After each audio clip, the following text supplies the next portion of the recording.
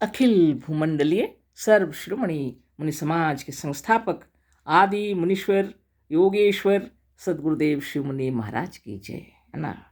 उपस्थित मुनि वृंद, साधु सज्जन वृंद, संत वृंद, साधक वृंद, आध्यात्म ज्ञान के जिज्ञासुओं और प्रेमियों, सभी श्रोता वृंद, आप सबको मेरा कोटिशः नमन, सप्रेम जय जीव।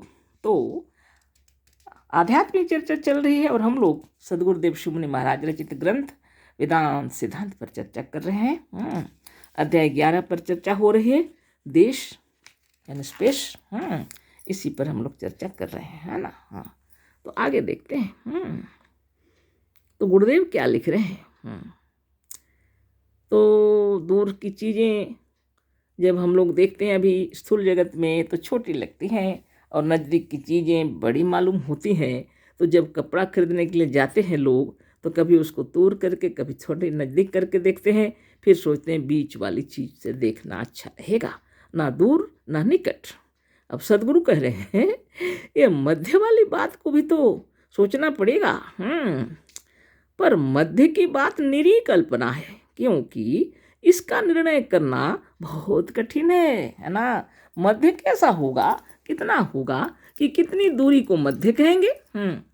वेदांत के अनुसार निकट, दूर, छोटा और बड़ा अथवा लंबाई, चौड़ाई और मोटाई सब कल्पना मात्र है। अब आ गया वेदांत, है ना।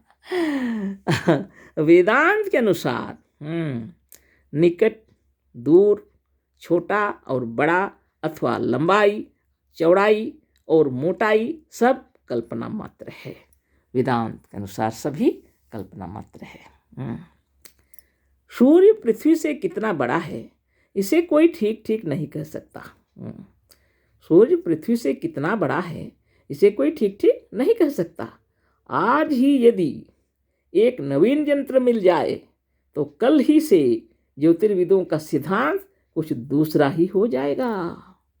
यंत्र के ऊपर निर्भर करता है। आज भी यदि कोई एक दूसरा यंत्र का आविष्कार हो जाए तो ज्योतिर्विद जो बतला रहे हैं उसका कुछ दूसरा ही दिखाई पड़ेगा। वो कल ज्योतिर्विदों का सिद्धांत बदल जाएगा, है ना। संभव है कि वह सूर्य को इतना बड़ा या उसकी दूरी इतनी ना माने, हो सकता है। वो यंत्र के आविष्कार से ऐसा भी हो सकता है कि सूर्य इतना बड़ा ना दिखे और दूरी को जो अभी बता रहे हैं उससे कम मालूम हो कि ज़्यादा।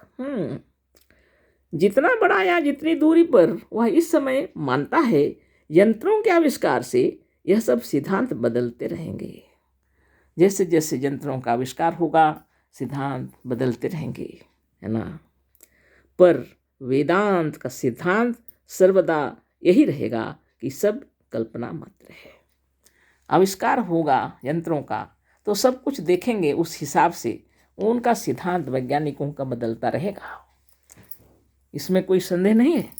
लेकिन वेदांत जो कह रहा है सब कल्पना मात्र है, यह हमेशा बना रहेगा। अब उदाहरण दे रहे हैं गुरुदेव।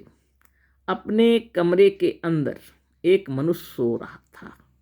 अपने कमरे के अंदर एक मनुष्य सो रहा था, आंखें उसकी बंद थीं।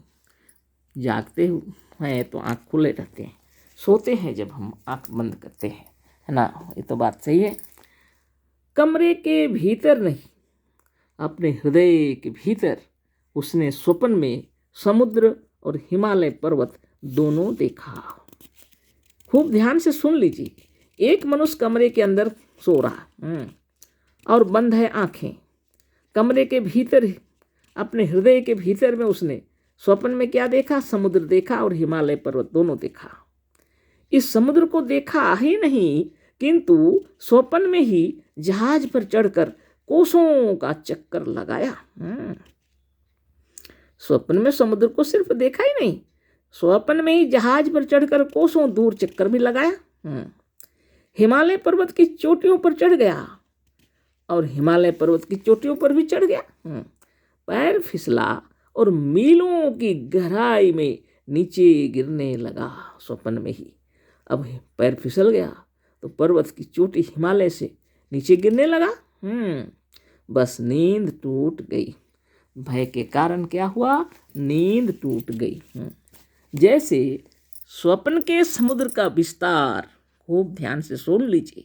जैसे स्वप्न के समुद्र का विस्तार और स्वप्न के हिमालय की ऊंचाई कल्पना मात्र है, उसी तरह जागृत अवस्था के देशों की लंबाई, चौड़ाई और दूरी सब कल्पना मात्र और असत्य हैं। बाप रे बाप, सोच लीजिए। कितना सुंदर उदाहरण दिए गुरुदेव। स्वप्न के अंदर समुद्र दिखाई पड़ा, जहाज में चढ़कर कोसों का चक्कर लगा लिए। हिमालय पर्वत दिखाई पड़ा, चोटी पर चढ़ गए, पैर फिसल गया, गहराई में गिरने लगे नीचे, नींद टूट गई, है ना। जैसे स्वप्न का समुद्र विस्तार और स्वप्न का हिमालय की ऊंचाई सब कल्पना मात्र है, उसी तरह जागृत अवस्था के देशों की लंबाई, चौड़ाई और दूरी सब कल्पना मात्र है और असत्य हैं, गुरुदेव कह रहे हैं। देश की बात ले लीजिए, स्पेस की बात। देश में पूर्वादि दिशाओं की कल्पना ही होती है। वास्तव में ना कोई पूर्व है ना पश्चिम, यह हम पहले भी कह चुके हैं। तो सदगुरुदेव कह रहे हैं देश की बात आने से पूर्व, पश्चिम, उत्तर, दक्षिण, फिर कोनों की बातें होती हैं, फिर ऊपर नीचे सब मिला के हो जाते हैं 10 दिशाएं, है ना। सदगुरुदेव कह रहे हैं भी कल्पना मात्र है। बहुत बड़ी बात है।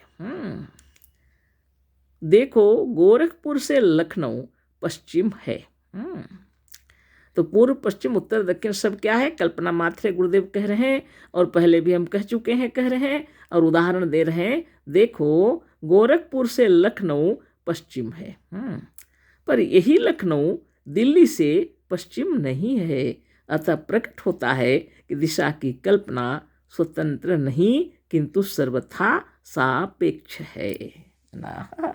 एक ही चीज गोरखपुर से लखनऊ पश्चिम है, लेकिन लखनऊ जो दिल्ली से पश्चिम नहीं है। एक ही चीज है, लेकिन वह सापेक्ष होना चाहिए। ऐसी सर्वथा एक बात अलग अलग नहीं हो सकती। पर इस बात को भी जाने दीजिए। गोरखपुर से लखनऊ यदि मोहन पश्चिम बतलाता है तो सोहन पूरब भी कह सकता है। क्योंकि पृथ्वी गोल है।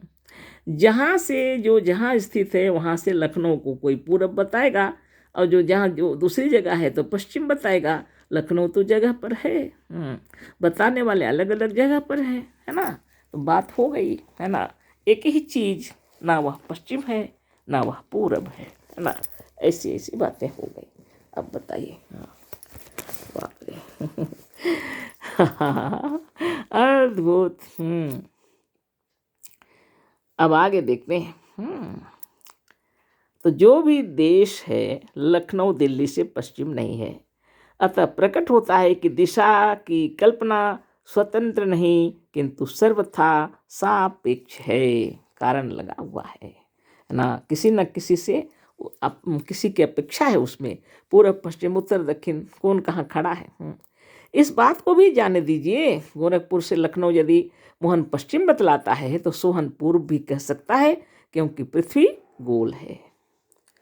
गोरखपुर से पूर्व की ओर चलिए, कलकत्ता, श्याम और पैसिफिक ओशियन तक करते हुए पूर्व ही चले आइए। अमेरिका और यूरोप के बाद कराची बंदर, इसके पूर्व दिल्ली, फिर लखनऊ मिल जाएगा, है ना। एक गोल चीज पर एशिया, यूरोप और अमेरिका सबका चित्र खींच लीजिए। भारतवर्ष, गोरखपुर और लखनऊ सब बना दीजिए, फिर विचार करके देखिए, है ना। गोरखपुर से लखनऊ जैसे पश्चिम है, उसी तरह पूर्व भी है ना। उत्तर दक्षिण की भी यही दशा है। इस गोल संसार में जो देश उत्तर होगा वह दक्षिण भी पड़ेगा, है ना। हमारा देश जिस पर हम रहते हैं वह पृथ्वी का एक गोला है। एक गोल वस्तु में पूर्व, पश्चिम, उत्तर और दक्षिण वास्तव में नहीं हो सकता, है ना। कैसे होगा? पूर्व, पश्चिम, उत्तर, दक्षिण नहीं हो सकता, है ना। आगे पढ़ते हैं क्या कह रहे हैं गुरुदेव। तो जो भी हो, उत्तर दक्षिण की भी यही दशा है। इस गोल संसार में जो देश उत्तर होगा वह दक्षिण भी पड़ेगा। हमारा देश जिस पर हम रहते हैं वह पृथ्वी का एक गोला है। एक गोल वस्तु में पूर्व, पश्चिम, उत्तर और दक्षिण वास्तव में नहीं हो सकता। यह केवल कल्पना मात्र है। इन दिशाओं के अलावा ऊपर नीचे भी दिशाएं मानी गई हैं। यह दिशाएं भी वास्तविक नहीं सिद्ध होती। अमेरिका हम लोगों से नीचे है, परंतु अमेरिका वाले हम ही लोगों को नीचे मानते हैं। रात का समय है। दोपहर के वक्त जो सूरज हमारे ऊपर चमकता था, इस वक्त अर्धरात्रि के ठीक हमारे नीचे है। पर क्या सचमुच वह इस समय हमारी पृथ्वी के नीचे चला गया? कभी नहीं। अब भी आकाश वह उसी जगह है जहां दोपहर के समय वर्तमान था। आजकल के वैज्ञानिक कहते हैं सूरज अपनी जगह पर है और केवल हमारी पृथ्वी घूम गई है। इस गोल संसार में या इस विश्वाकाश के भीतर ऊंचाई और नीचाई की कल्पना नहीं हो सकती। यह सब व्यर्थ है। कल्पना कीजिए कि इस अनंत आकाश के भीतर हमारी पृथ्वी निराधार खड़ी है। ऐसी अवस्था में यह पृथ्वी पूर्व, पश्चिम, उत्तर, दक्षिण, ऊपर और नीचे की कल्पना करनी भी चाहिए तो नहीं कर सकती, है ना। ठीक है, इस पर विस्तार से कल बातें होंगी। आज इतना ही। बहुत बहुत धन्यवाद, अशेष धन्यवाद। कोटिशः नमन। सप्रेम जय जीव। सद्गुरुदेव शिव मुनि महाराज की जय।